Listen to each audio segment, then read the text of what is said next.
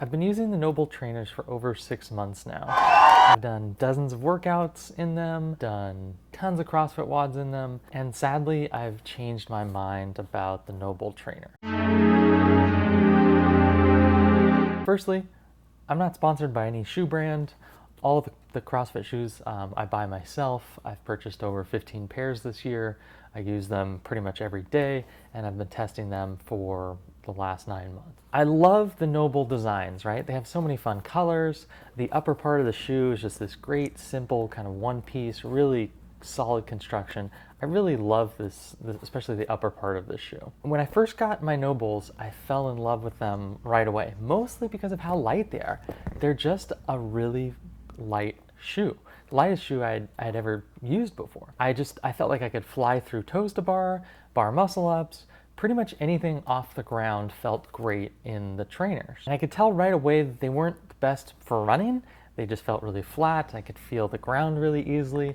But I initially felt that for inside the gym movements, they'd be great. But as I used them more and more, I started to notice that I was grabbing them less and less for workouts. I'd look at the workout and be like, am I gonna grab the NOBULLs today? And be like, no, and I'd pick a different shoe. And I've been really curious as to why that's been happening in the last few months, and I think this week I finally figured it out. I was grabbing them more and more if there was toes to bar or bar muscle ups or anything very light weight bearing on my feet.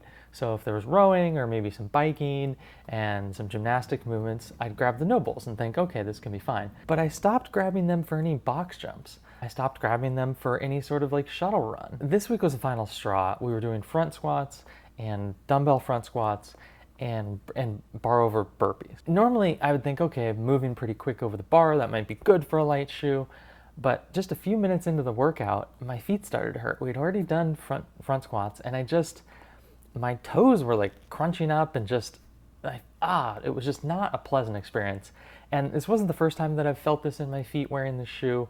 And so I can't get over the lack of support and cushion in the trainer. And I know there's the Trainer Plus, and that's a fine shoe, but it's pretty mediocre, let's be honest. I just can't get over the lack of support and cushion in the NOBULL trainer. And it's a real bummer because, again, I love all the designs, I love the sleek look, and the lightweightness of the shoe is just fantastic, right? And for a long time, that alone was enough for me to kind of recommend it. But there's better, lighter shoes out there, especially with the release of the new Innovate 260. This is a lighter shoe and an overall better shoe. It's more comfortable, I can run in it. It's just a better lightweight shoe, and so it's really tough for me to continue to recommend the NOBULL trainer. So I'm pulling off of my top recommendations because there's just better, lighter shoes out there. And this one is, I think they need to redo the sole because it's just not enough for all the pounding and heavy pressure that you put on your feet in most CrossFit movements. So if you need a lightweight shoe, I'd recommend the Innovate new 260 V2s. The Strike movements are great. The Nike Metcon Turbos are nice and light. So I'd recommend all of those over the NOBULL trainer if you want a lighter shoe. I have another video all about just the lightest shoes in CrossFit that goes through them just ounce by ounce. So check that out here.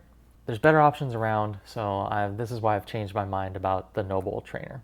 I'm really bummed about this update. I wanted to be honest with you about my experience though, and at this price point, I just can't recommend justifying the lightweightness with the downsides of how your feet feel even after a short WOD. So